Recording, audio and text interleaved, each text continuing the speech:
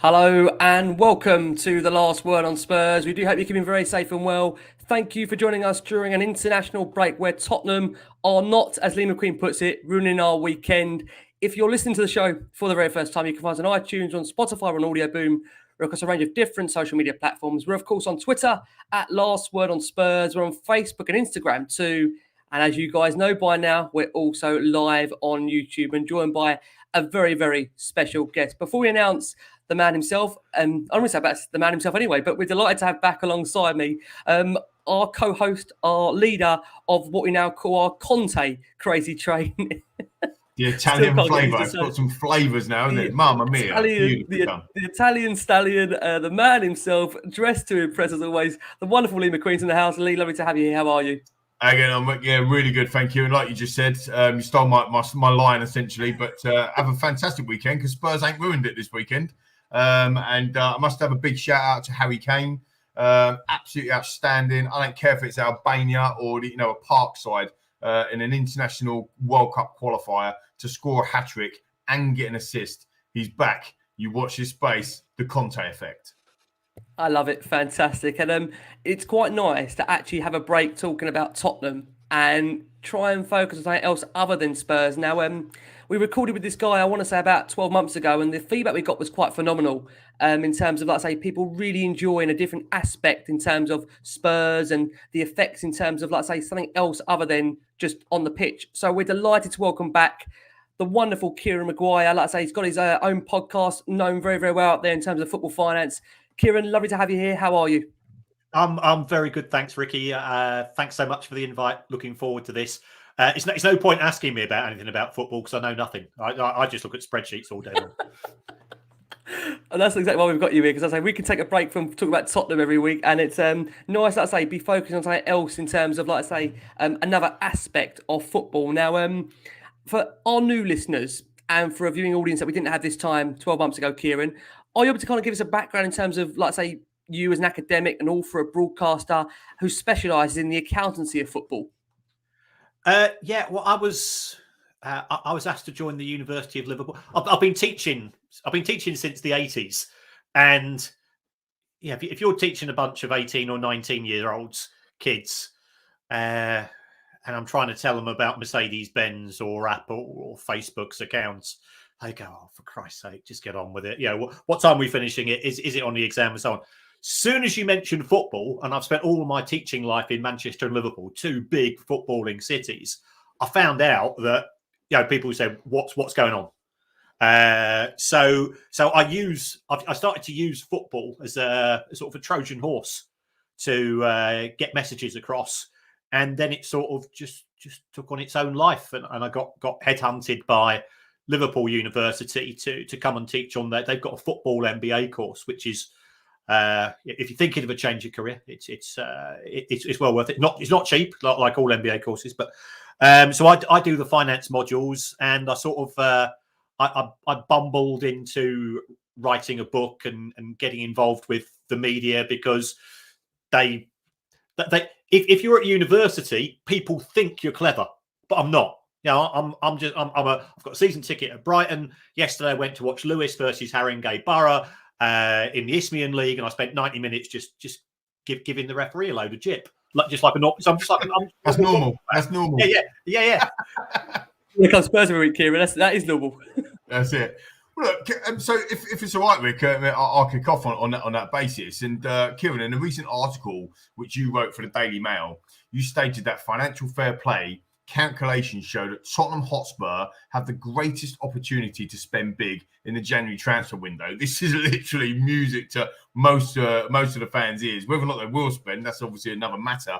But to get their season back on track after securing Antonio Conte, who we all know is a world-class manager, Kieran, you calculated that Spurs have by far the most wiggle room around financial fair play because of a decade of bumper profits and limited transfer spending.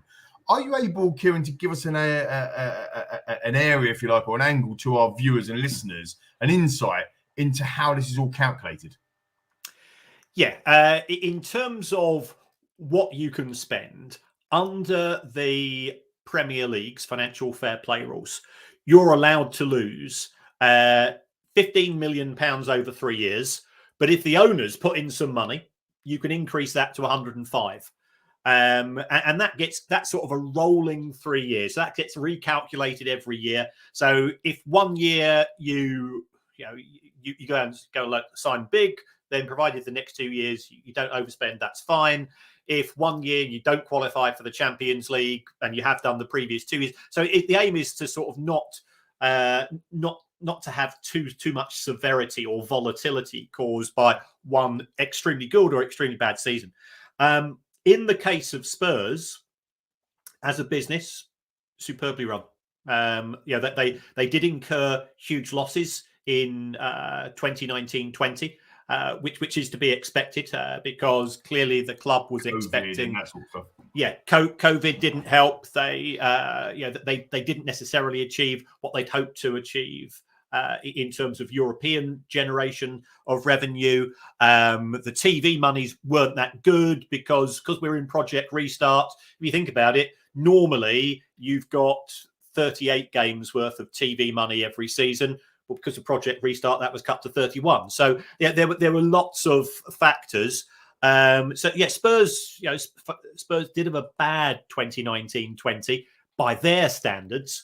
But if you look at the 2 previous years, in 2018, they made a profit of £139 million. In 2019, £87 million. And they would have had a fantastic year in 2020 had it not been for COVID and all the complications that caused. So yes, they made losses, but under the way that the Premier League operates, you're given plenty of allowances in terms of COVID.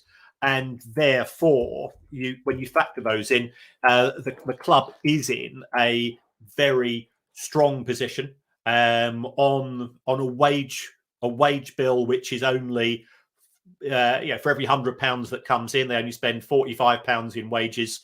In 2020, Manchester United are around about 60, Manchester City are much higher, and then you've got clubs such as Everton who are close to 90. So, as a business, you've got to give the club a lot of credit.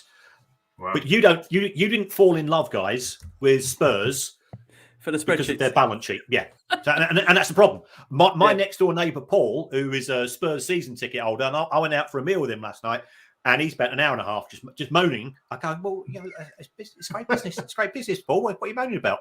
And he goes, why do I care? Yeah, I want to see us play A, Spurs type of football, and B, get back to where we were perhaps 2 or 3 years ago, where they were genuine contenders. Just Kieran, just to follow into that, because obviously everybody watching and listening to this will completely agree with that. We want to see it on the pitch, but it seems to me that there's been a lot of kind of noise, shall we say, coming from within the club that we're building up to a point, to almost a crescendo, to a watershed moment, if you like. Maybe it's a bit speculation, but from a financial perspective, do you think that we're now in a position that there's no real excuses now? The club's self-sustainable. We've got some really, really good profits, as you just talked about. It is really now the time. Do you think, because of Antonio Conte coming in, it is the time before we start falling away? We have to spend in order to make sure that the pitch or players on the pitch or the team starts to deliver.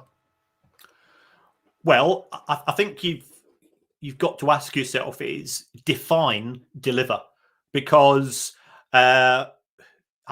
is there another team in North London that something? No, South London. Only one over here, as far as we're concerned. Yeah. I've heard rumours about another team in North London whose manager said finishing 4th every season is the equivalent of winning a trophy, because that gets us into the Champions League. And I think that's got to be potentially your first objective.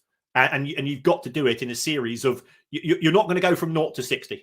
I don't think it's realistic to expect Spurs to be competing to win the Premier League because of the nature of the people you're up against.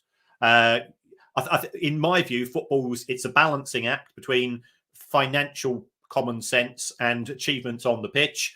And you've got a problem because you've got 2 clubs in Manchester City and Chelsea for whom it's like that, where everything is geared towards winning stuff on the pitch, and the financial losses, the owners don't care, the fans don't care, because when was the last time that you heard because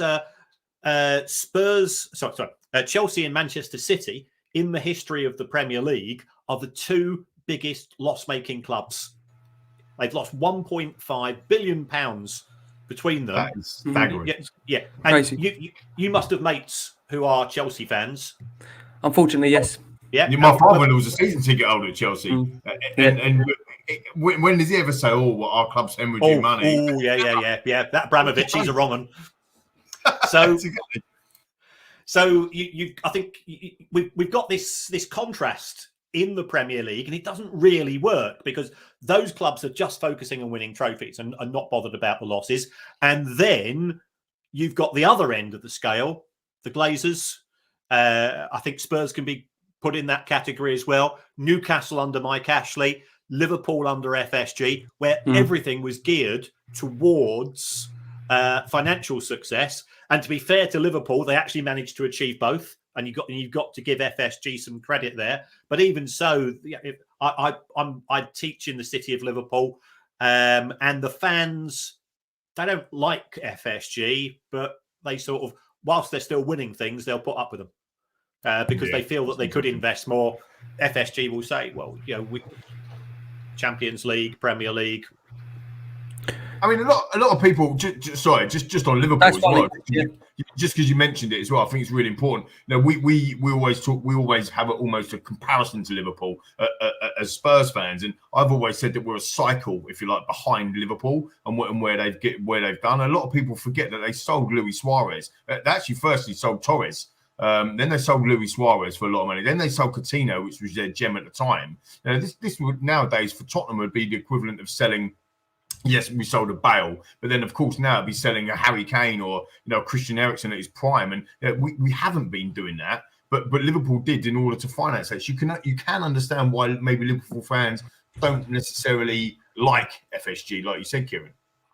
Yeah. So if I just do a quick sum here, I've got a spreadsheet in front of me. So I was going to say you've got your spreadsheets out, Kieran. Yeah. So over the course of the last 6 years, Liverpool have sold players for over £400 million, which is a huge sum of money, and they've reinvested that really well, and they've but their net spend has actually been quite high, but they've got it right.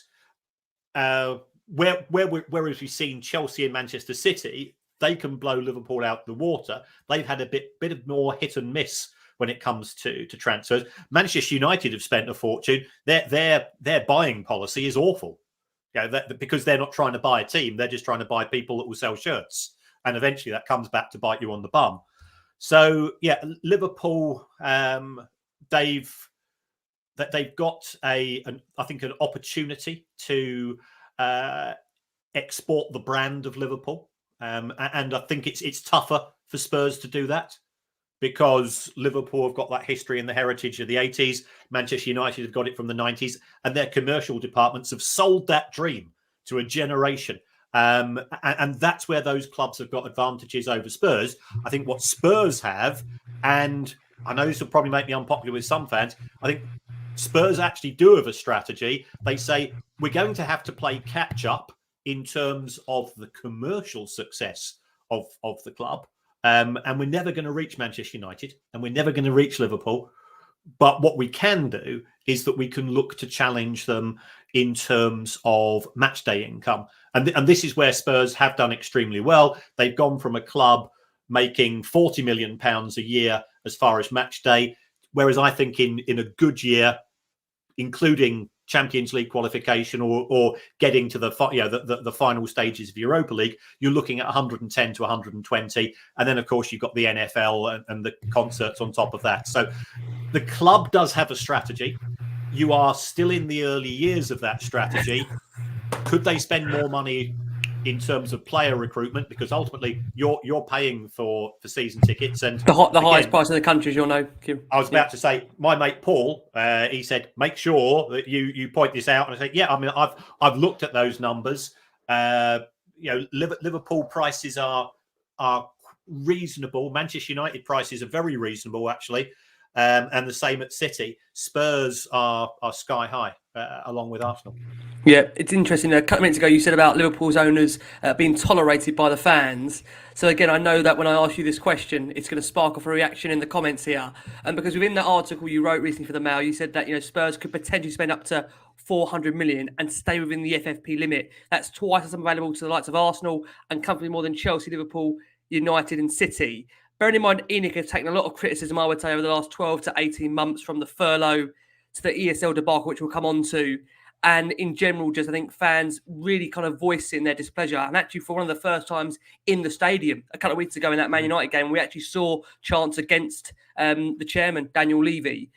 Do you feel the board should take some credit for what you say there being there, a strategy in place and having this kind of money actually available to spend? Should they or not is another question. But do you, in your opinion, in your profession, believe they should take some credit for how they have run the club financially?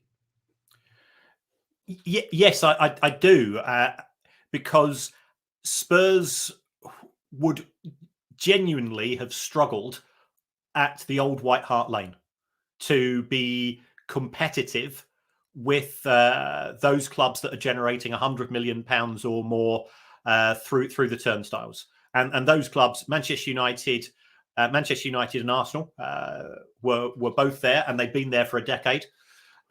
Spurs are now in that position. So to acknowledge that, given the constraints of the old White Hart Lane, we are going to start off the season at minus 60 million in terms of match day, potentially minus 100 million plus in terms of commercial against Manchester United. You're starting off at minus 150.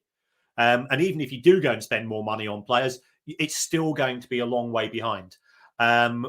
Whether they've got the balance or not, yeah, I'm a spreadsheet geek. I can't really comment upon it in terms of what you're seeing on the pitch, though the feedback I'm getting from you is that it's not been good. And I think you've got a right, is that if you are expected to pay a premium price, then you've got to expect a premium product. I've got an iPhone something Max here, Pro Max, whatever it is.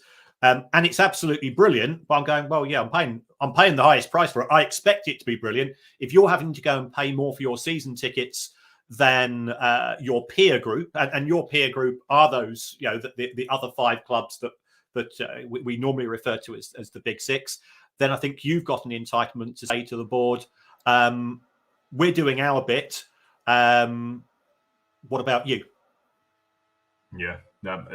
It's fair, completely fair comment. As you recently stated, Kieran, as well, Spurs' net transfer spend since 2010 has been between a quarter and a half of the other Big Six clubs of who we've just been talking about before. It is the most successful club in terms of keeping its wages low, as we've talked about, and a proportion of income to the club, to what the club generates.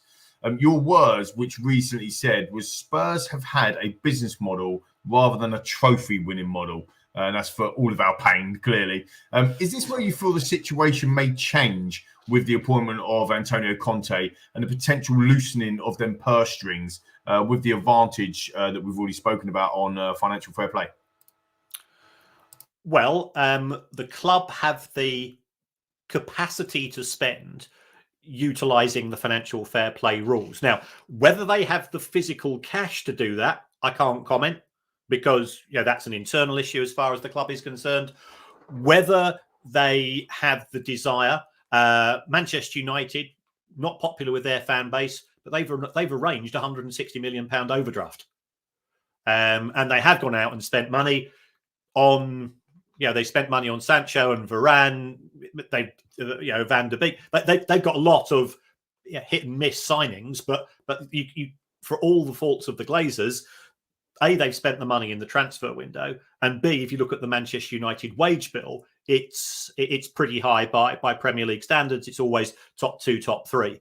With Spurs, I think it's more complex. It does appear that the strategy of ENIC is for the club to be self-reliant. Yes, they borrowed a lot of money to fund the stadium, but that money was always ring-fenced for the stadium and the stadium alone. If you look at Chelsea, if the manager goes to Abramovich and says, any chance of a cheque for £200 million this summer, he'll say, make it 250 and we're fine. And that from your point of view is very frustrating. So I think Spurs have the capacity. And again, you've got to give the board credit for getting the club into that position where they can spend.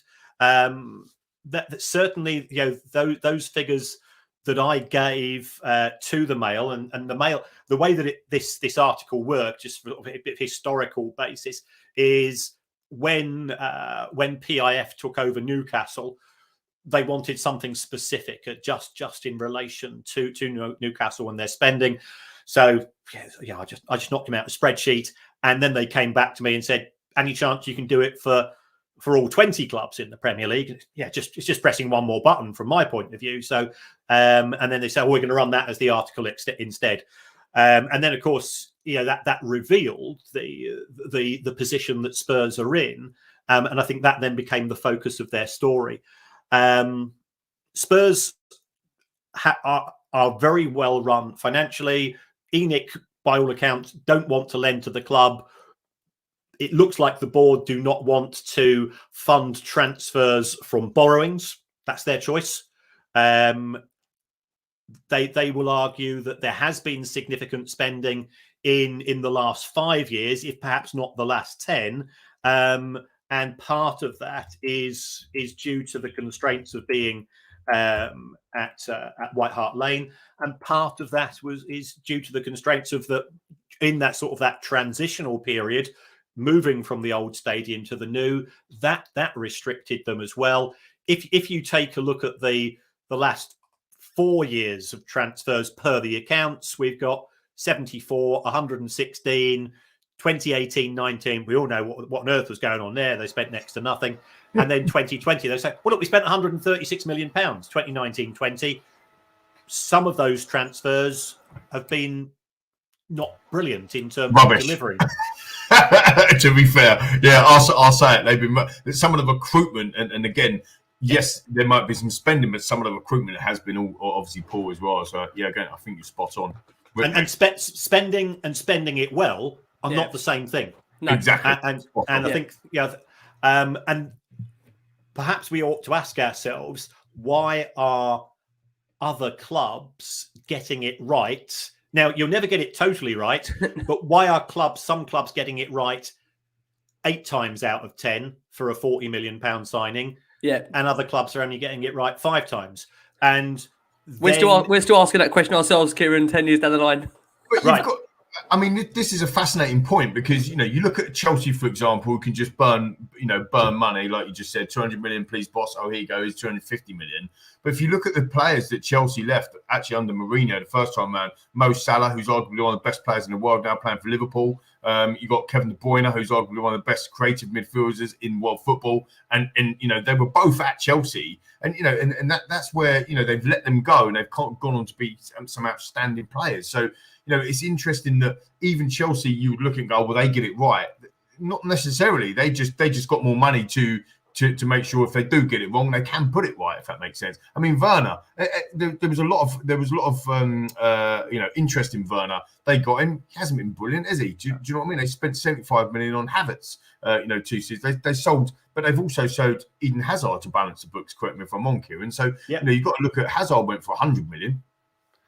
And they sold Diego Costa, and they sold some guys to China as well, didn't they? The Brazilian lad. And what Chelsea have got, and I know you don't want to hear this, they have the biggest fishing net in the south of England when it comes to recruitment, which means that they're like a factory farm. They recruit. So we've seen Tammy Abraham go to Italy this summer for 40 million. We've seen Tomori go for 20 million. That's 60 million worth of players. And Chelsea's model is intriguing in the sense that they have generated more money from player sales than any other club in the Premier League. Yeah. You don't see them as a club, as a selling club.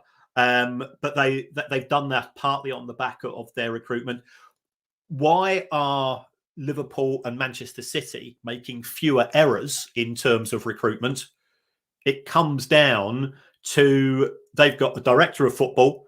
They've got huge investment in data analytics. So Manchester City, for example, have just recruited an astrophysicist from Harvard University. And all that he does, he doesn't see football players the way that you do, you and I do. He just sees data. And what they've managed to do, and those two clubs, along with Leicester, in my opinion, have the three best, smartest data analytic teams in the Premier League. And you look at Leicester, players like Tielemans. Where did he come from? When they originally signed Conte and Vardy. Ndidi is a perfect example because they had Conte, sold him 30 million and bought in Ndidi for about 2 million, and he was basically a perfect replacement. I mean, it's brilliant recruitment. I totally agree.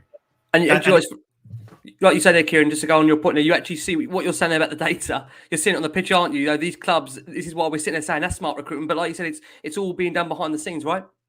Yeah. And you said you're absolutely right. It's smart recruitment, not necessarily bigger.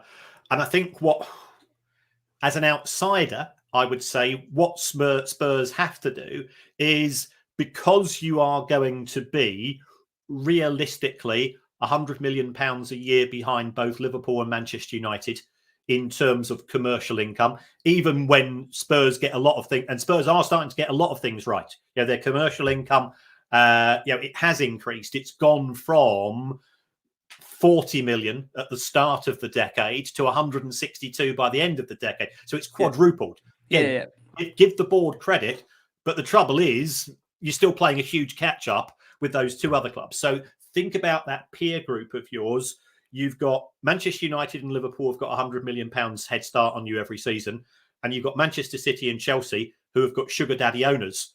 That's worth at least 100 million. Spurs are actually having to run to stand still. And now Newcastle, which I know we're going to get onto, but now Newcastle come into the fray, and all of a sudden, and that's why I'm wondering, Rick and Kieran as well, and all the viewers and listeners, is this why now all of a sudden it feels different with Antonio Conte coming in? The profits, Kieran, that you've talked about. Is this the time now that Tottenham are going to do something? Because as soon as Newcastle come to the party, there's another problem there, isn't there? There's another issue there. If I can follow on from that, Kieran, as well, just that kind of brings on to that next point what Lou was mentioning there.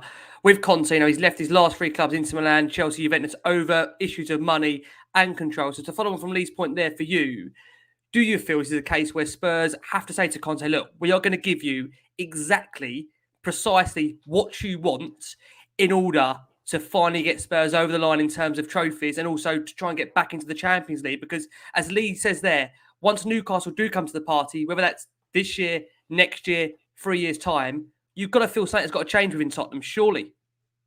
Yeah. 6 into 4 doesn't go. 7 into 4 doesn't go, is even worse. So you've got Newcastle there. We've got Villa with very rich owners. We've got Everton moving to a new stadium. So it's going to get tougher. I think Spurs need to do something. And what's the point of recruiting Conte, paying him whatever it's going to be, £9-10 million a year as a minimum, and then turning around to him and say, well, we've seen a couple of really tasty centre forwards at Barnsley. And he goes, it's pointless getting a manager of Conte's calibre if you're then not going to turn around to him and say, we're going to allow you, along with our recruitment team, to invest significant sums on the pitch. Spurs have done remarkably well with a much smaller budget than the other clubs. For me, the difference at Spurs is that if you take a look at a club such as Manchester City, probably about £1 in 7 at City is coming through the turnstiles. Whereas if you go to Spurs fans pay a much greater proportion of the total income and therefore the wage bill than any other club. So in the Premier, and therefore I can understand why it feels that much more personal for you. But that's again, just quickly on that as well. That's it. That's really interesting because if we're not getting it right on the pitch, the fans don't turn up. I mean, I know for a fact, just the way I feel, and all of our Spurs family, if you like, the way they've been feeling over the last kind of couple of years, under the dross that we've been seeing on the pitch, people don't want to go. People don't want to go through the turnstiles if they're not renewing their season tickets. If they're going to the matches, for example, that's going to start to hurt what you've just described as the Tottenham business model because it's so, if you like, reliant on people going through turnstiles. So I suppose that comes into other events as well. So yes, it's the Tottenham Hotspur Stadium, and I appreciate I know we're going to cover this, but it's quite a nice segue into the other events that we're having at the Tottenham Hotspur Stadium, Kieran, the likes of the AJ fights, the likes of Lady Gaga's, the NFL. I've got a big piece on the NFL in a second later on in the show because it fascinates me. Is that owned by the football club, or is that of them profits going to be going into ENIC essentially, and not the football club? Does that make sense? I mean, is there going to be a big benefit really to the football club by hosting these events? You've got these world-class stadiums that are popping up around the world. A lot of them in America, by the way. LA Rams, Stan Kroenke has just built an unbelievable stadium, which is now sponsored by Sophie, which is the personal finance company. They managed to get an unbelievable deal, which I'm sure you're aware of, which we'll go into in a bit. But this isn't just an NFL football arena. This is a sporting arena. And I'm just trying to understand, is Daniel Levy and the board created a football stadium with extra, so we can actually be more self-sustainable as a football club? Or is it going, okay, I'm not really worried about that sort of stuff. It's a football club, but it's also a massive sports stadium and we can earn even more money. Does that make sense? Yeah, I think, again, I'd give the board credit because they have thought outside the box. They said, if we cannot match these other clubs in terms of sugar daddy investment and global fan base support, and that comes through in terms of sponsorship, then we've got to think of other ways of generating income. The money from the NFL, the money from the AJ fight, the money from whoever's, is it Guns N' Roses are playing at the Spurs Stadium next year? Yeah, on the back of COVID. That money goes to the club in two ways. First of all, the club will charge a hosting fee. And secondly, the club will make the money from catering and hospitality on the day. So, correct me if I'm wrong, but I understand that when there's an NFL match, the price of a pint goes through a roof compared to what. And Spurs are making £800,000 per match for a Premier League game. So therefore, for an NFL game, which let's face it, goes on forever, they're probably making £1.5 million from catering. Yeah, probably doubling, aren't they? Yeah. So I admire that. I think that is clever business, trying to say how. Yeah. And if that money then goes onto the playing budget, that's great. And I think it's the only way, realistically, that Spurs can compete. But it's getting tougher and tougher each season. You guys are having to pay those high amounts. Yeah. And you're cheesed off, which I'd be the same. And Joe, Kieran, at that point you made there, I mean, we know because on the back of the Joshua fight, and Lee, you might have to help me here with this. Was it West Ham after that NFL the next day? I'm trying to think what it was. I'm trying to think what game it was after the NFL. Chelsea, I think it was Chelsea. I'm trying to think what game it was we had, and we obviously got beat. And everyone said that it was great having that event at the Spurs Stadium. It was magnificent seeing AJ come here. But as fans, we didn't sign up to have it being as a multi-purpose stadium and coming as we're going to lose games. The whole purpose of having that stadium in place was to ultimately see the team grow on the pitch.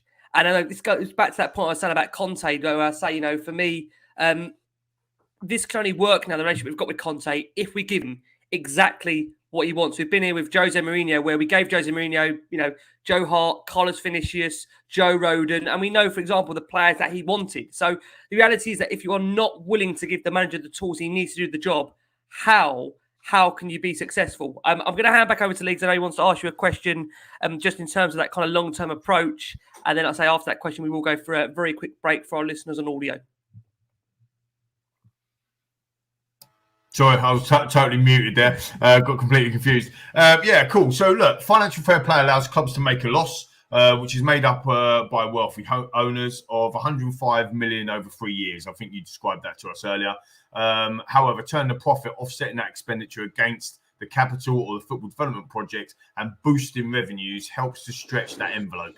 You calculated, Kieran, that between 2010 and 2020, so the last kind of decade, Spurs made profits before tax of 401 million, compared to huge losses, as we've already discussed, over at Manchester City and Chelsea.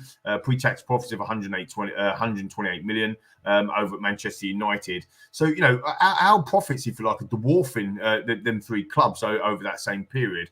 In addition to that, of course, Spurs net transfer spend since 2010, which is obviously, we all hate saying this, is between $250 million of six clubs that we talked about earlier. So the potential to spend and stay within the financial fair play does not mean that Spurs will either have money available or the intention to invest it.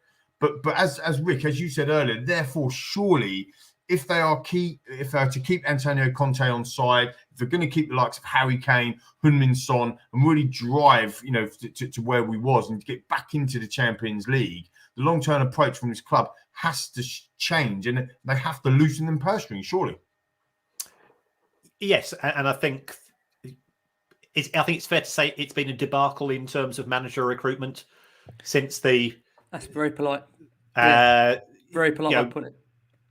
To sack again from an outsider's point of view, sacking Mourinho the week before the League Cup final. You know, Mourinho polarizes opinions, but what he can do is that he can set a club up for cup matches. He's a very, very good cup strategy manager, and his history against Guardiola is actually in the cups is pretty decent. That was completely illogical. And then just to faff around for 10 weeks and appear to be completely rudderless and get, when you recruited Nuno, who lost his job at Wolves because the football was a bit dull, I know from my Spurs supporting fans, you expect flamboyant football, and historically you've been willing to accept if the football's good, we'll accept the results being a bit less good because it goes with the territory. So if you're going to play Brazilian style football, well, Brazil don't win everything as well. But to have not both the results and the style of football poor, to have a manager who's just on a 2-year contract, which isn't good from a strategic point of view. As somebody that teaches at a business school, I just go, this is crazy. This just makes no sense. This is Tottenham Hotspur. It is, yeah. And it seemed to me to be a panic buy, and panic decisions made, and panic decisions don't work. It's the equivalent of, we've all been there, 2 a.m. nightclub, Saturday night. You're going, I'll take whatever's there, and then the following morning you wake up and you go, oh, how'd that happen? I'm playing football with my mates. I've got Sunday league. Bye. And you try to get out so quickly because you realised, and the other person's also thinking, I've made a mistake as well. Let's be honest. And that was panic decisions and not thinking through decisions come back to bite. If you look at Manchester City, Guardiola, everybody knew that Guardiola was coming to Manchester City 3 years in advance. And in terms of Klopp and Liverpool, they were lining him up well before the time they sacked Brendan Rodgers. So really interesting. Why did Spurs take such an approach with Mourinho? Okay, if it doesn't work out, that's fine. But don't just sack him and then have no idea what to do next. No, and I think just on that point, and we said this in the green room right before we went live, so to our listeners and viewers, when we were chatting, Ricky and Kieran and I, Do you think that, I mean, this is a little bit of speculation, but actually behind what I'm about to say, do you think that sacking Mourinho 6 days before the cup final was because that we actually thought that we were going into the European Super League? And actually that was almost ring fencing us, as we said in agreement, right? It was ring fencing the big six. And we thought, who cares who our manager is per se? Because actually, we're going to be. We've got no competition. We're always going to be there. We're going to be in this. I mean, do you think that's a possibility? I think it could certainly be a contributory factor. I've got to be honest. If the Super League had gone ahead, it would have been absolutely terrible for Spurs because you've got the worst of both worlds. You've got no choice but to play these same teams every year, and then you effectively end up as the Burnley or the Stoke City of the Super League because you don't have the resources to compete against the biggest clubs in England and Barcelona and Real Madrid, and then you've got Juventus with more money coming into them as well. You know, what's the point in being in the Super League if each year the excitement is, are you going to be top 8? Yeah, because that's what life's like as an Everton fan. And again, I teach in the city of Liverpool. I've got colleagues at work who are Everton fans. And when Brighton got to the Premier League, they said to me, "You'll enjoy it for the first year or two, and then it becomes really, really boring because what have you got to look forward to at the start of each season?" And that would have been the issue for the Super League and Spurs. Yeah, it will be interesting to see. And we are going to come back on this point, Kieran, in terms of the ESL, whether it does rear its head again. But for our listeners on audio, we are going to go for a very quick break. Just a point on the screen there from Joey who says, ENIC only ever spend when things get bad. We never spend money when we are on the cusp. We get on the verge of winning something and they don't. So, I mean, I'd say, ENIC, as we've always said on this show, they do polarise opinions. But I can tell you what, Kieran, there's been a lot of love in the comments for you so far. People really, really enjoying this. And I must say, we've got over 500 of you watching us live on YouTube. So for bear in mind, we're not talking about Tottenham on the pitch. It's quite frankly off the pitch.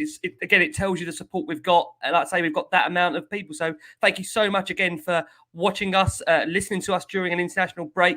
I must just say a couple of things. Obviously, we hit the peak of over 5 million listeners on our podcast a couple of days ago. Just a massive thank you again to every single listener contribute. I know some people just found us. If you've found us only recently, where have you been? How have you not heard the dulcet tones of Lee McQueen, for God's sake, on our show? And the quiff. You've been missing the quiff. The quiff. Fresh cut, baby. And I must say also, personally, thank you so much for all the birthday messages I've had, like I say, over the last 48 hours. Honestly, overwhelmed. But like I say, we're always here during international break, talking all things Tottenham. Got plenty more shows in the bag. We're certainly enjoying this one. And Kieran, we're going to kickstart the second part, just to, like I say, finish up on Spurs, then discuss the takeover of Newcastle, how that may impact Spurs in the future. But to go back to that recent article you did for the Daily Mail, you were recently quoted in saying that Spurs have got the ability to spend in this upcoming transfer window. Whether they can get the funding for it, whether that comes from ENIC, they go to the market, or they have the cash, remains to be seen. But, we've discussed Levy in terms of running the club superbly as a business. And that gap between Spurs and the bigger clubs has been maintained. You said that Spurs are happy to finish 6th, and that can be fine. But surely itself, as we've discussed, there is a need for a new approach. Personally, from the outside looking in, do you honestly, wholeheartedly believe that Spurs are going to change their approach in the next year or two? I think they have the capacity to do so. They have a manager who, if you don't, he will walk away because his style is geared towards a particular type of player. So all you can do, and I always say to my students, I always tell to my kids, I will give you opportunities. It's up to you to make decisions. So I think, again, to give credit to the board, they've created the scenario where they do now have the opportunity to spend. The ball is in their court. They're asking you to contribute in terms of paying some of the highest prices for season tickets in the Premier League. Well, if you're expected to pay the highest price, then surely you deserve the highest quality of what you see on the pitch. We want to be at the top table, don't we, listeners and viewers? We want to be if we're spending the money to be at the top table, we want to be at the top table, and that has to come on a pitch. I just want to actually ask you a question. We've got loads of questions in as well, listener questions, but also questions in the comments.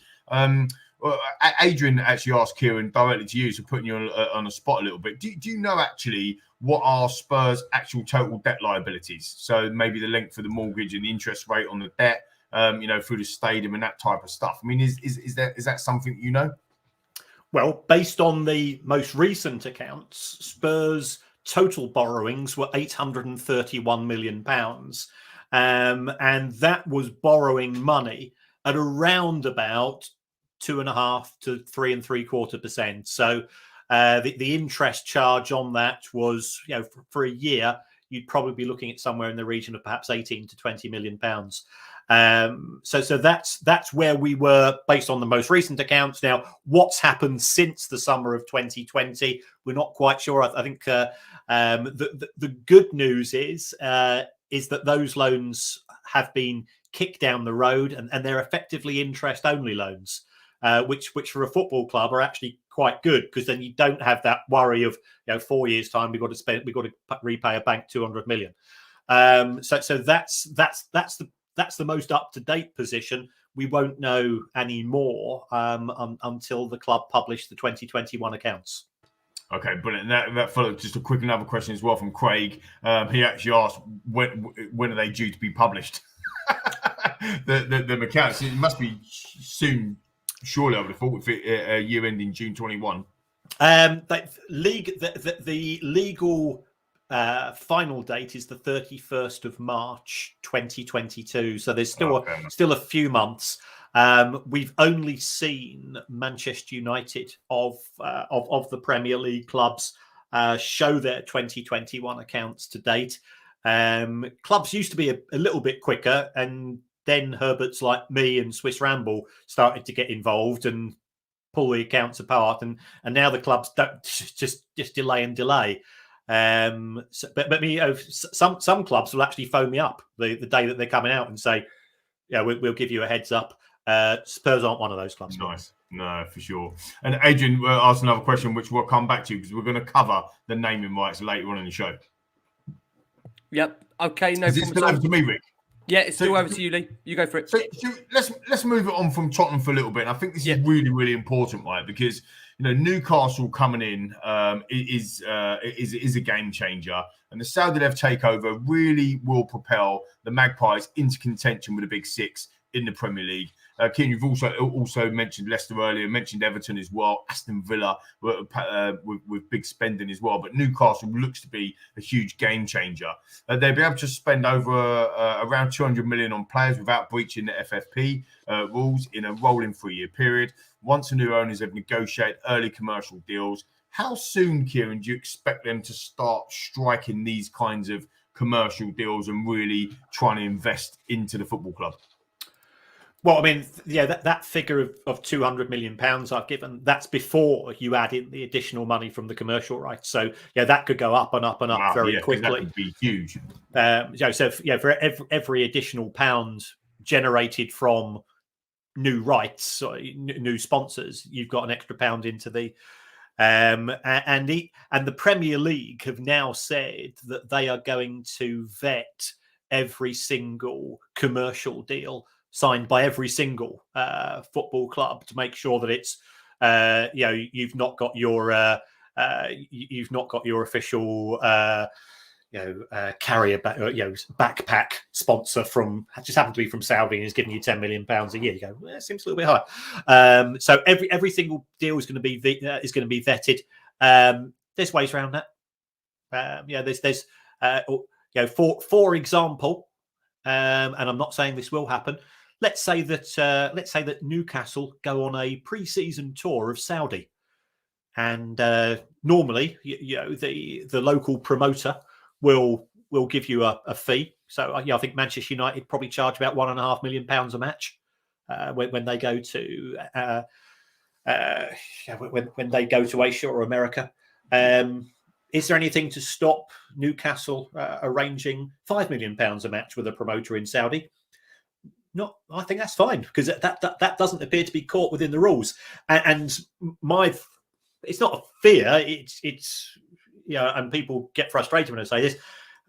For every rule, there's a loophole. And certainly when financial fair play came out, I sat down, looked at the rules that day, and wrote down 10 ways of getting around the rules. And as each club just ticks them off, go, yeah.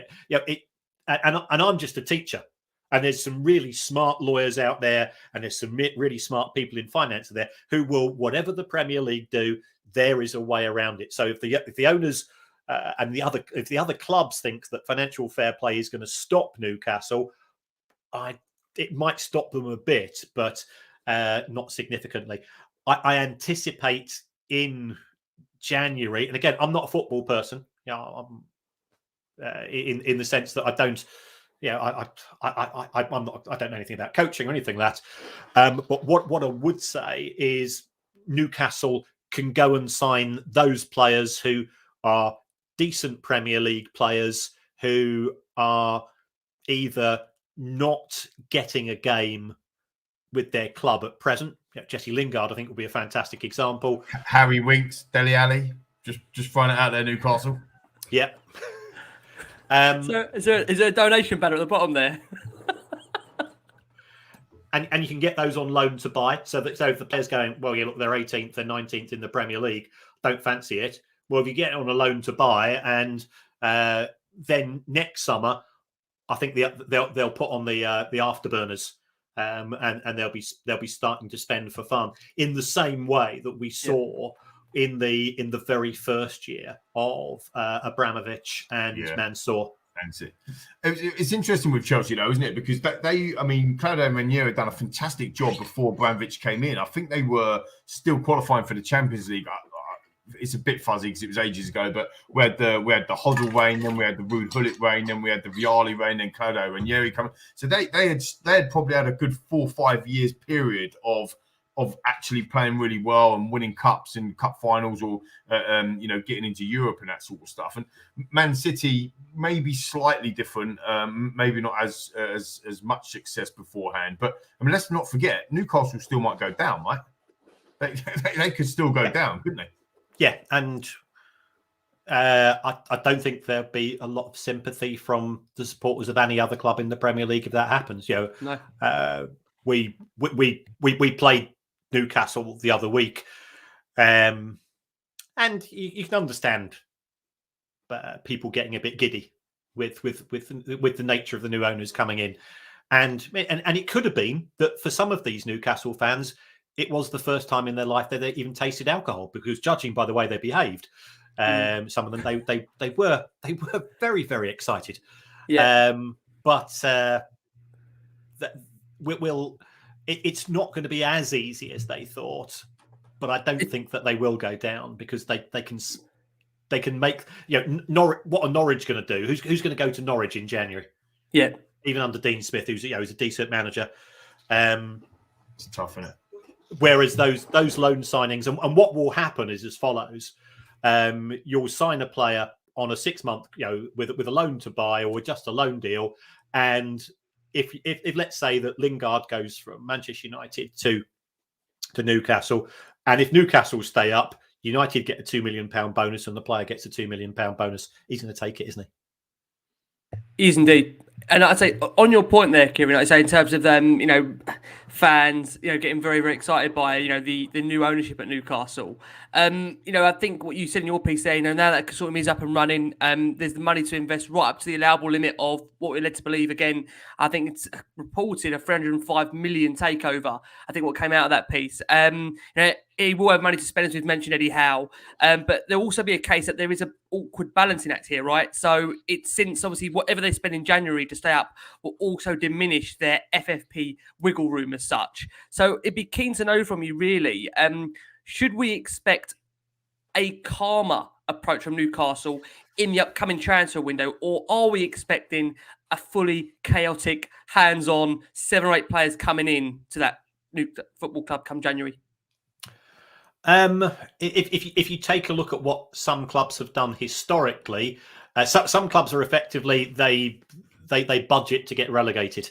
So Norwich budget to go down each season when they get up, and if they get to 17th, that's fantastic. And it's also it's a fantastic achievement to get promoted in the first place. You should never take it away from them. I think with Newcastle, they will be doing something similar to what Palace did when Big Sam came in. They bought 4 or 5 players, and they'll be looking to sign the players who will be good enough to keep them up, and then they'll do a proper reset next summer. And in next summer, that's when I think all the commercial deals will start to come in, which will allow them to spend further. And it's a paradox that whilst, by all accounts, Newcastle fans hate Mike Ashley probably about as much as you hate ENIC, Newcastle and Spurs would probably be the 2 best clubs to take over in the Premier League, because whoever does come in, if he took over Everton can't spend a bean. Everton have to sell before they buy, because they've spent so much in the last few years. The good thing about anybody that comes into either Newcastle or Spurs is that they do have that wiggle room, and that was the whole point about the article. And that's why I described it as wiggle room. This is what you can do. It doesn't mean you have to do it. It's a bit like my missus with her credit card. It's got a £20,000 limit. It's not a target. Don't get a prize if you get it. We've all got that problem. Yeah. I've got that problem all the time. Oh, brilliant. It's interesting, actually, because we've had a few comments in there, and actually my next question, Kieran, was around the same sort of thing, like with the backing that Newcastle have now got from the Public Investment Fund, or PIF.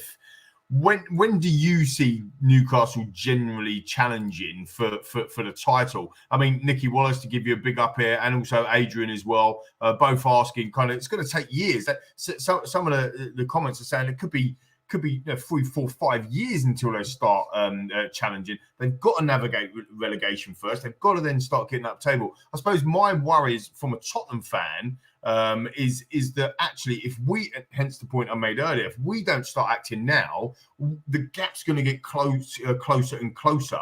And we've got to be looking around. Daniel Levy is very, very astute. He's going to be looking around thinking, hang on, you've already talked about Villa, you've already talked about Leicester, you've already talked about Everton. We've now got Newcastle in the mix. It's getting even harder. We're £100 million this season behind every start between Liverpool and Manchester United, as you talked about before. We need to act. So, generally, in your opinion, what do you think it's going to take?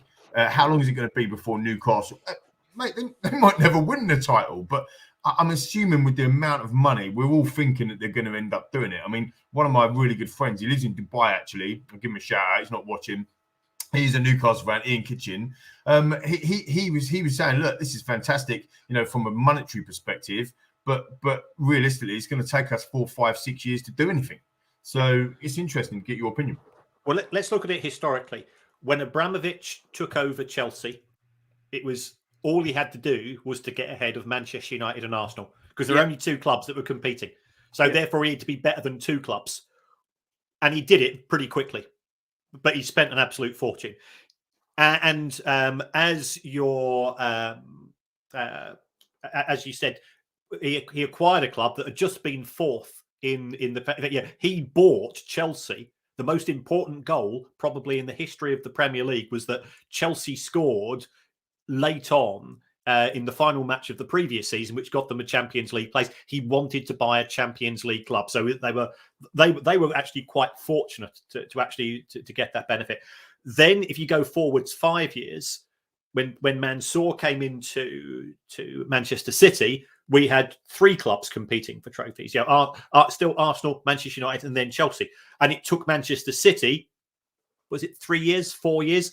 And the losses that they incurred, they lost £200 million in a single year. You can't now do that under financial fair play. So it took them 3 or 4 years to do it. Now we've got Liverpool to compete with as well. We've got, I think Spurs, you've been runners up. There's a case for saying you should have won the Premier League a few years ago. If again, from an outsider's point of view. So they've now got to get ahead of 6 clubs, whereas Abramovich had to get ahead of 2, Mansour had to get ahead of 3, and neither of those 2 rich owners had to deal with financial fair play. So it is going to be a lot more difficult than some commentators think for Newcastle, but they might not be winning stuff could they be competing for the Champions League places in 3 or 4 years? And I think that's your first concern as Spurs fans, because if you're not getting thirds and fourths, then you've got to get thirds and fourths before you can then get first and seconds. And now that third and fourth place, Newcastle could be competing there, I'd say, in 3 years. It's interesting. Like I say, one of the hosts of the show here, like I say, one of our group members there, Cracker, says Newcastle's problem will be that they are in Newcastle or in Newcastle. So players from overseas will take a lesser wage and live in London. That's one point that's always been made in terms of trying to maybe struggle to attract some of the big iconic names to Newcastle. I suppose it's one of those things that difficult to know right now with the investment of money and time and where they're going to look to go. Maybe that does change the landscape. But, interesting, a sum of 200 million places Newcastle ahead of City and in a similar ballpark to Arsenal, Chelsea, United, while leaving other top four wannabes such as Everton, West Ham, Leicester trailing in their wake. Do you think that the league is going to become very difficult for any team outside the top six, i.e. a Tottenham, to generally compete once Newcastle do actually get that investment right in terms of the players coming in, smart recruitment? I mean, what does this mean for a club like Tottenham in the next 3 to 4 years once Newcastle do establish themselves to have a great squad and you would probably argue, maybe say, a better caliber manager than Eddie Howe in place? I think it's going to be really difficult, and you've got to be a lot smarter than the other clubs. And this is where it comes to smarter in terms of player development from an academy perspective, smarter in terms of recruitment, smarter in terms of retention, because you can throw money at things, and it could be that Newcastle becomes it is a chaotic club, I think, under Mike Ashley. It could be chaotic, and they end up with a revolving door in terms of managers. And every time a manager changes, it can be very messy, because you're always looking to recruit players for a certain type of manager and a certain type of style, unless the manager is just a coach. And Guardiola is effectively just a coach at City. Everything else is organised at a director of football and strategy level, of which he contributes, of course. I think Spurs are going to find it more difficult, and that's why it's essential that they are competing for the top 4 positions as soon as possible, because realistically it should be worth an extra £50 million a year to Spurs. And that's it's 15% of your income in a season, and that's critical if you're not going to have the sugar daddy to say, I can afford to write off £50 million signings every year. And we've seen Villa with their owners. They've got it's Wesley, wasn't it? They paid. When was the last time somebody mentioned it? Yeah, it's so true. Yeah. I mean, comment on the screen there. I must just say very quickly, just to confirm, Newcastle going out for nightlife. I have heard is absolutely sensational. My brother was down there the other week. So just to be very, very clear, before we do start anything here, I must just say that in no way are we clouding any judgment in terms of the nightlife down Newcastle. And I must just say also, we do know and acknowledge there is a massive ethical debate about the current ownership of Newcastle. So we must also understand, adhere to that. Of course, I just want to obviously put this point across that we are here only talking about the football element of the club. There's definitely a debate to be had, maybe on a different podcast, on a different show, in terms of what it means from the outset of football. But like I say, we're just here, talking primarily about football, because we do understand there's an ethical debate to be had. And also, we'll just hand back over to Lee McQueen. Yeah, for sure. And actually, Kieran, you mentioned Mike Ashley, the previous reign under Newcastle, and Newcastle made profits and offset some of that expenditure through infrastructure, community projects, that type of stuff. Do you believe that there are untapped commercial opportunities at Newcastle? Obviously, we're talking about, going out, and, there's no doubt the fans are amazing. The stadium's already doing, 52,500, I think, in there. So there's an element to tap into to build maybe a bigger parts of the stadium and improve that stadium. There's naming rights of the stadium as well, which I'm sure will change pretty quickly now that the new owners have come in. Similar opportunities have long since been maximised at other big clubs, and we talked about under Sheikh Mansour at the Etihad, and all that sort of stuff around the naming rights. So Newcastle has a one-off opportunity to catch up. Do you think this is going to be a unique situation in the Premier League where one team's wealth is basically impossible to compete or match? Because when you put it into context, like we've been talking about with City, Manchester City, and Chelsea, I mean Newcastle's wealth dwarfs the two clubs put together almost. So that's obviously a big worry for every other club in the Premier League, isn't it? Which is why we are now seeing these recommendations and decisions being made at Premier League level. It's as soon as the Newcastle takeover took place, the other clubs effectively ganged up and said, you can't have any deals with people connected to the owners. That particular set of rules expires after 4 weeks, and that was to buy the Premier League time to try to work out how we're going to deal with Newcastle, because the big six have got a problem with Newcastle because we said 6 into 4 don't go, 7 into 4 doesn't go any easier, and my club Brighton, we at the start of this season we saw Newcastle as a relegation rival. Now, realistically, there's one less relegation rival, so the clubs at the bottom aren't happy because you've got more relegation rivals. The clubs at the top aren't happy because you've now got more Champions League qualifying spots rivals. So everybody is trying to think of a way, without saying we're trying to screw Newcastle, of screwing Newcastle.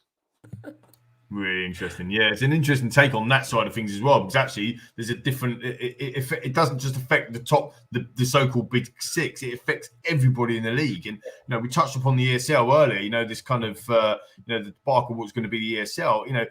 Typically bringing these massive, wealthy, owners or countries essentially into the Premier League starts to make that itself, doesn't it? I mean, I remember when, I'm showing my age a little bit now, but I remember when the Premier League was formed back in 1992, and there was a lot of controversy back then about the old Division 1 turning into the Premier League. It's going to be a breakaway, and it's going to make the top clubs richer, and the rest of the divisions, not going to get as much money. And yes, it got accepted, and yes, it's been fantastic. But let's be brutally honest: the financial gap between Premier League clubs and the rest of the EFL is exactly what everybody feared. So the reality is, it's happening right in front of our eyes, isn't it?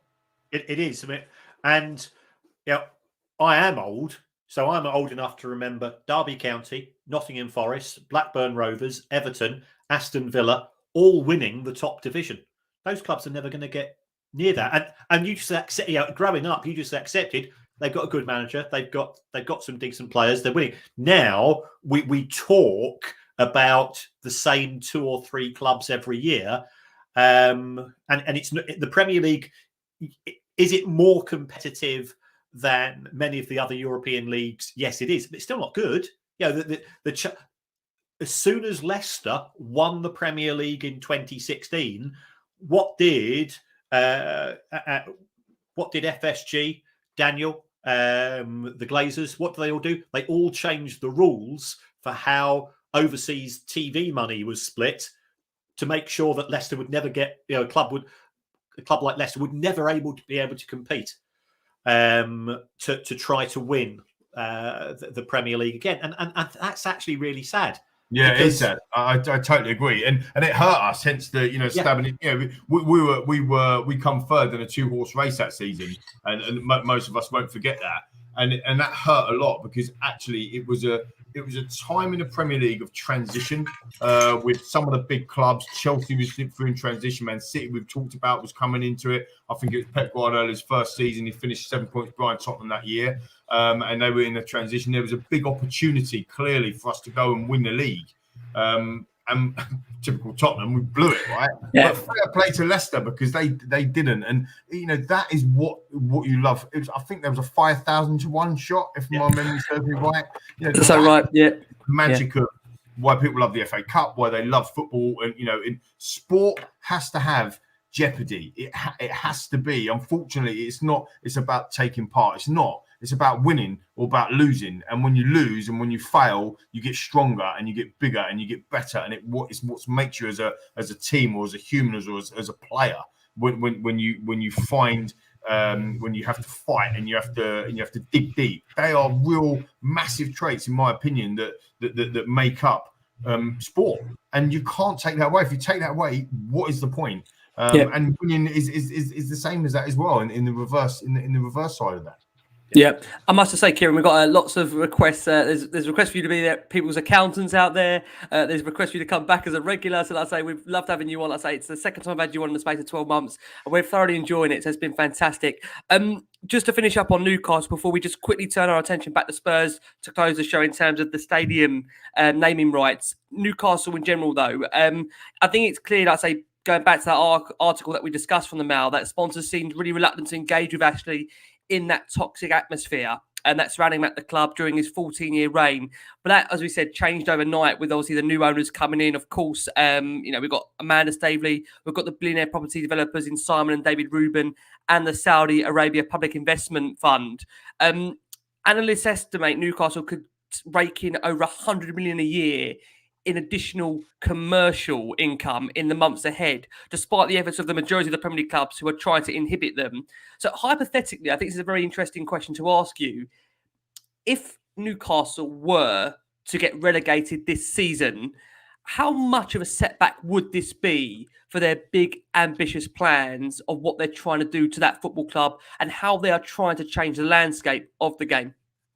It would be a minor hiccup. First of all, Newcastle fans will see their club win a trophy next season. That would be pretty much guaranteed. It would. We've got lots of players who are going to be out of contract either this summer or the following summer.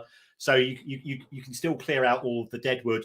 And then if they came up in the summer of 23. Regardless of who is manager, and Eddie Howe would be a good manager to get them up. I think that's part of their thinking as well. If things don't work out this season, then they would be pretty competitive. And I think the advantage you mentioned that Mike Ashley was a toxic brand, and he was. If I was a sponsor, or if I was a potential sponsor, would I want to have my product associated with a club that as soon as my brand went alongside Newcastle, you've got 500,000 people in that city doing that? I'm not going to buy your product. Cancel culture. Anything associated with Mike Ashley becomes toxic. And now we're in the exactly reverse position. So, any new sponsor is going to get an awful lot of affection from Newcastle fans. Even under normal circumstances, they might say, take it or leave it. It's all part of their up yours, Mike Ashley. Look how much, because if you take a look at the commercial income of Newcastle United over the period of his ownership, it went up by 1% in 14 years. It's crazy. I work in the public sector. Even my pay's gone up by more than 1% in 14 years, and we get shafted every year.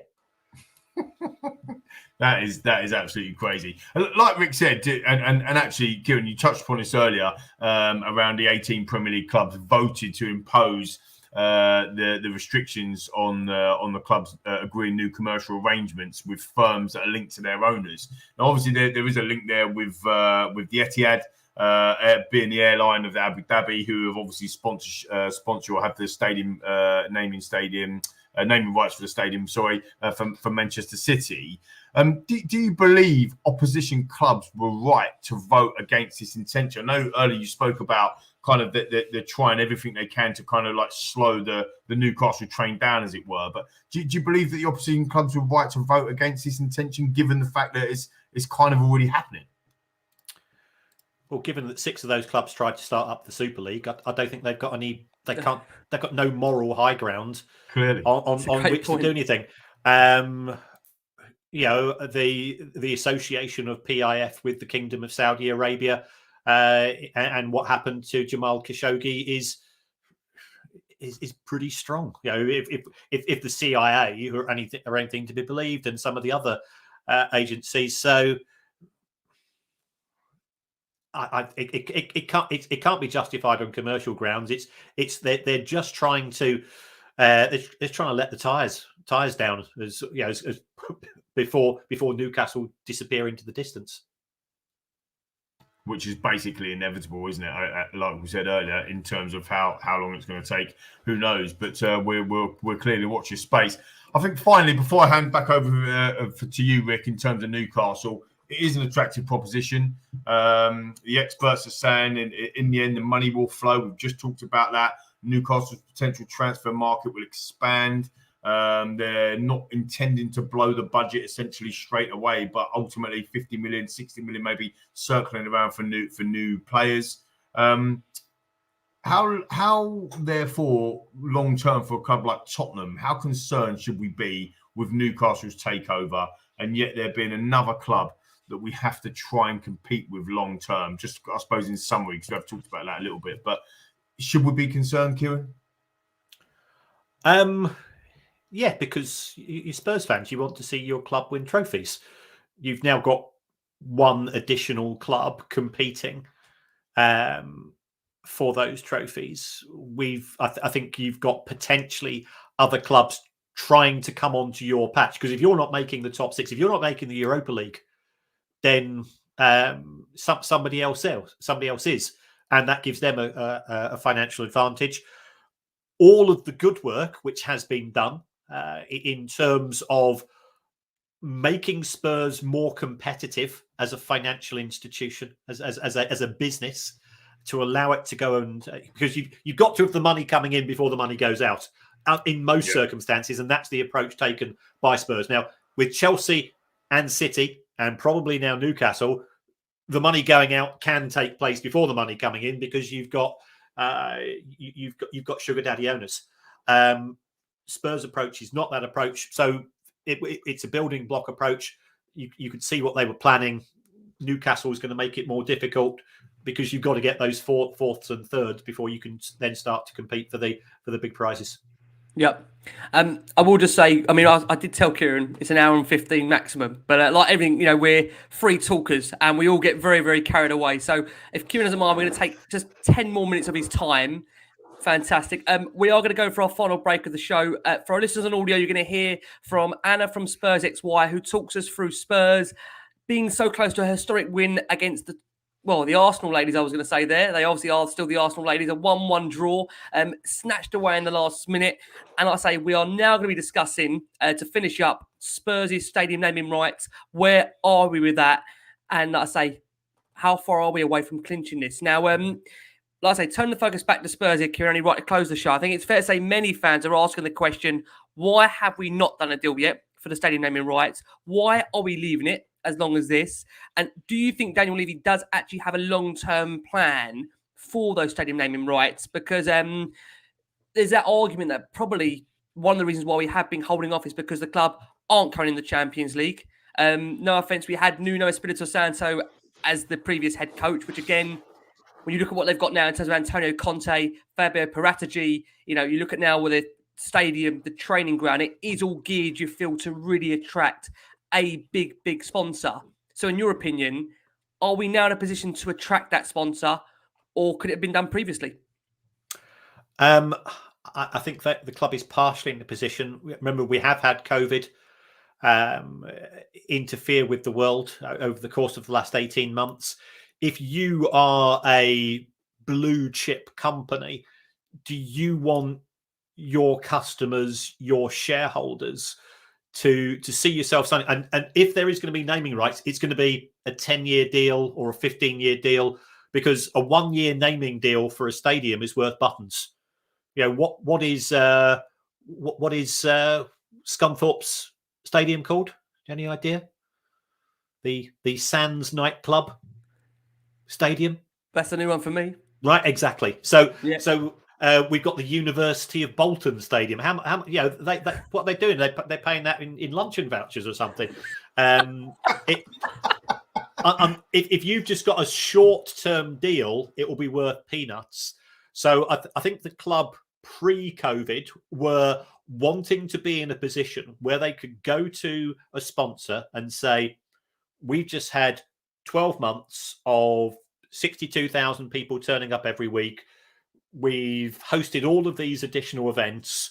Would you like your name associated with that?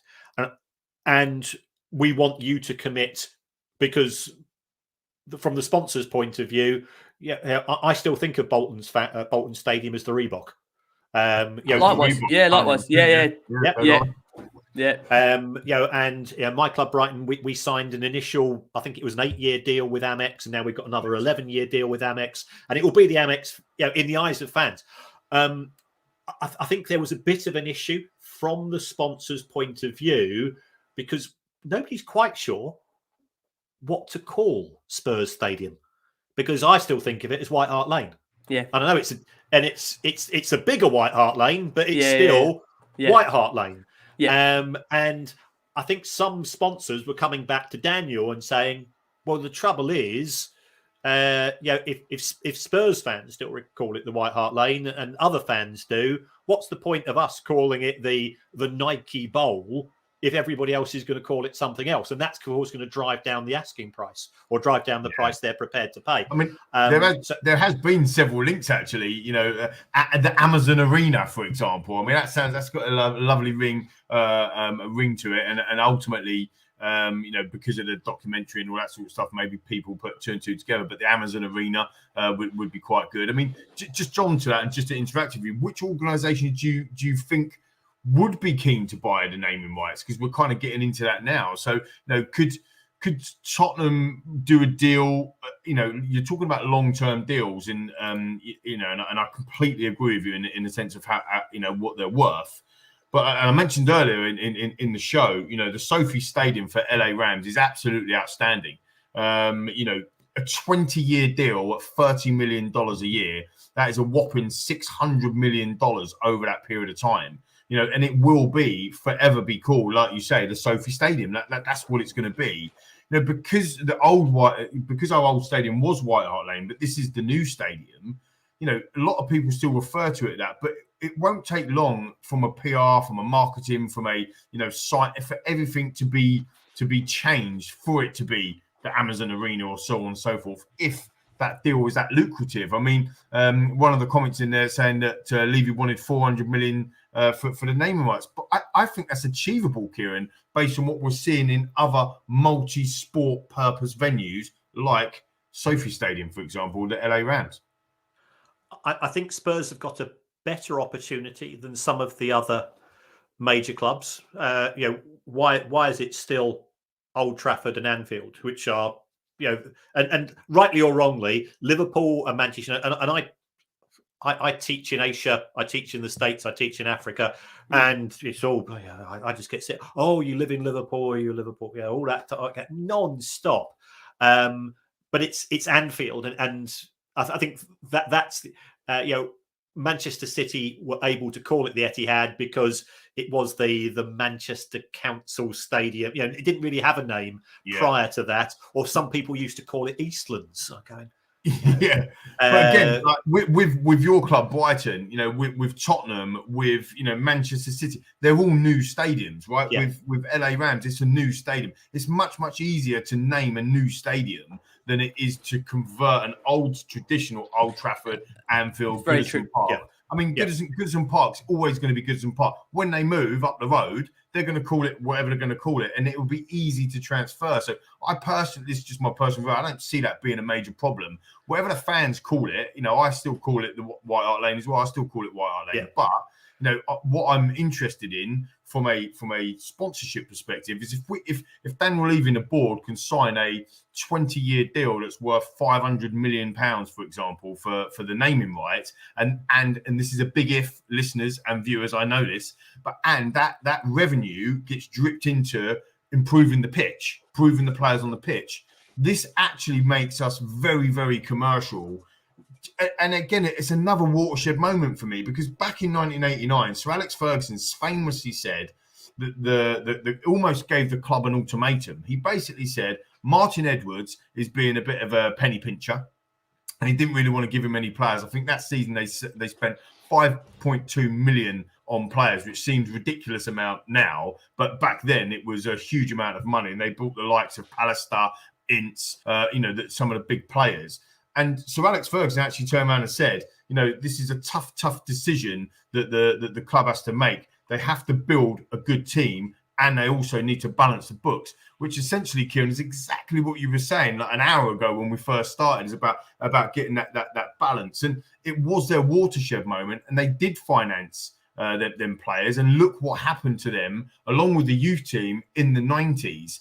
And I just feel that the naming rights for Tottenham, the appointment of Antonio Conte, the seemingly, and we'll find out in January, won't we, everybody? And we'll find out in January. But the seemingly change of strategy, if we can call it that, of the Tottenham board, based on Antonio Conte, was, like you said, Kieran, earlier, what's the point in getting Antonio Conte if you're going to give him Louis Saha and Ryan Nelson, right? Like you did Harry like 10 years ago.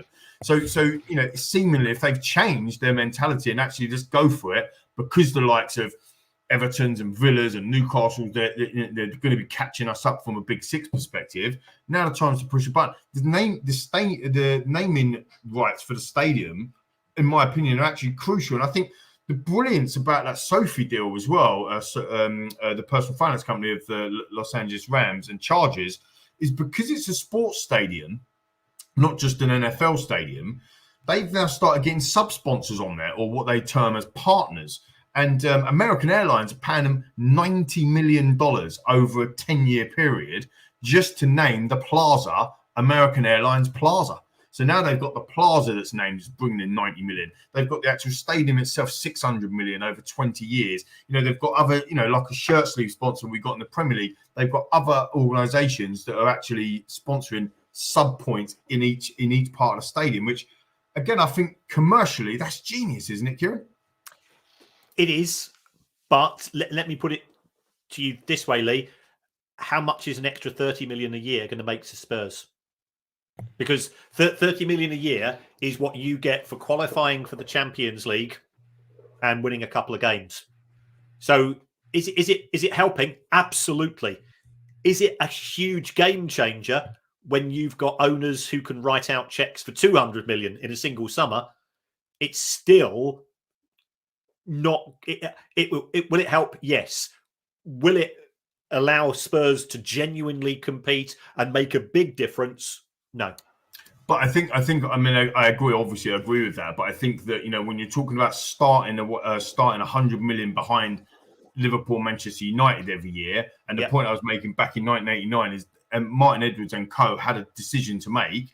Commercially, back then, they wasn't what they are now. That yes, you had the Busby Babes, and yes, they had success before that in the 50s and 60s, but they hadn't won the title for whatever it was, 26 years back then, or however long it was before Sir Alex dominated the 90s, the Premier League. So they had to start commercially and again, and to give the ball credit and to give the football club credit, the commercial aspect of it, that 100 million with an extra 30 coming in from naming rights is now only 70 million gap that we need to bridge rather than the 100 million. So yes, it does help, but I think what's ominous about that is that until we get, like you say, a sugar daddy or someone who's just going to literally bankroll like an Abramovich or a Sheikh Mansour or dare we say at Newcastle, Tottenham are always going to have to find other ways of doing things. And people in the comments to talk about Joe Lewis and so on and so forth. But Joe Lewis, and we've mentioned about at the beginning of the show, Joe Lewis has never put his own money into the club. It's always been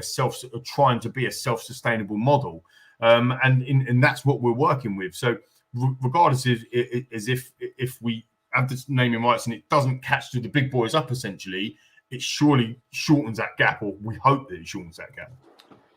It does. Now, I've done some other analytical work which shows that in every single year of the Premier League, with the exception of 2016, when Leicester City won it, the club that won the Premier League had either the highest or the second highest wage bill in the Premier League. Spurs' wage bill is the sixth highest. But it's not just the sixth highest. It is just over half of that of Manchester City. It's 140 million. It's Spurs 181 million compared to Liverpool 326, compared to Manchester United 323, compared to Chelsea 283. If your wage bill is so far behind the other clubs, how do Spurs win the Premier League when the history tells us it's wages that matter. Yeah, no, it's really interesting. I mean, our history of the Premier League since it started in 1992, Tottenham's average position is 5th. So we are a 5th place team in the entirety of the Premier League. And obviously, you've got some skewed stats in there with Manchester City not even being in the Premier League when it's first formed, and the like, so that they're still playing catch up. But we are a 5th place team. We are a top 5 team in the Premier League off its history. So our wage bill suggests that we can get to the top 5, but that's kind of it. The issue that I see, and this might be flawed, my thinking, but the issue I see is that if you all of a sudden start raising your wage bill, you start bringing in the likes of Tunga and Dembele, for example. He's reported on 200 grand a week. That would be nice, wouldn't it? 200 grand a week.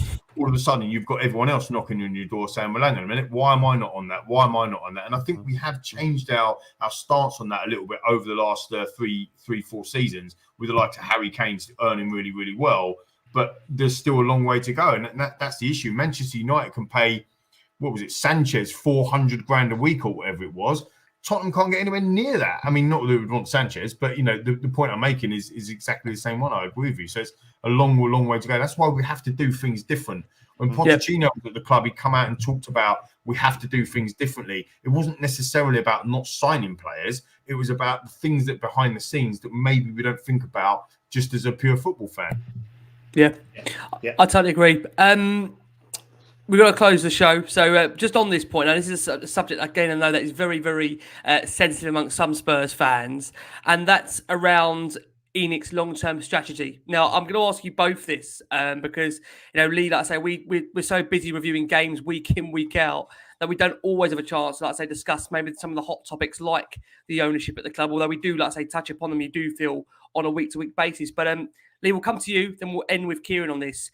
Lee, from the long-term strategy of the club now, do you feel it's just a case of trying to extract as much money as possible from those stadium naming rights before eventually they do sell up to, again, the option of an overseas investment, which again has been very, very touted by many Spurs fans as the way it's going to go?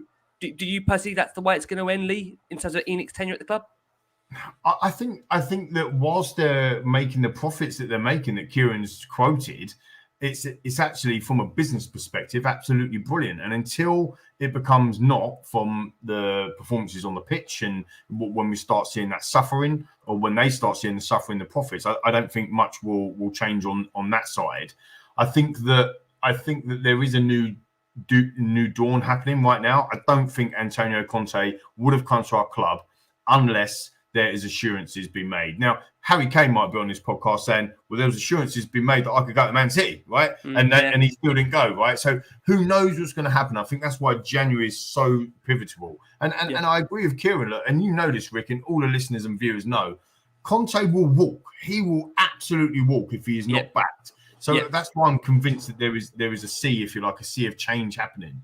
And look, to be fair to the club, in certain instances, they have spent money. Kieran mentioned it earlier, 136 million, 156 million. And we spent 30 million on Sessegnon.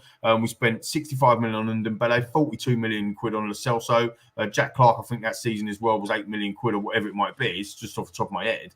And, none of them players are affecting the first team in a positive way, because it's shocking recruitment. That's not a spending issue. That's a recruitment issue. So that's something different on there. But I do think that with the Newcastle coming in, again, it's my personal opinion, everything we've spoken about today in the research, with Newcastle coming in, with other clubs chasing. Now, I'm absolutely staggered from Kieran tonight, your statistic on Everton, 90%. Their wage bill of what they bring out. That is incredible. So they need to get a return really quickly, or else they're going to be in proper trouble. So when you see these other clubs that are doing this sort of stuff, and there was some really good points, I can't name check them because they've gone off the screen now, but some really good points about Leeds United tried to buy themselves into the Champions League. They got to semi-final, didn't they, under David O'Leary? And look what happened there. You're looking at the Portsmouth situations and all these types of examples. So we do need to balance. We do need to be careful. But I hope that this is a bit of a sea change, Rick. I'll be honest with you. Yep. Kieran, let's come around to you to close the show. You've given us so much of your time, and we do really, really appreciate it here on the last one on Spurs. It's been wonderful having you back. I know the comments, they've absolutely loved having you back on the show, and like I say, likewise for us as well. It's great talking all things off the pitch with Tottenham for an hour rather than on it. So, like I say, the same question to you. ENIC's long-term strategy, where does it end for them? What is the end goal, and what do you see the future being for Tottenham? How long do ENIC have left at Tottenham? Well, it's a terrible thing to say. Joe Lewis is 84. Does he have a long?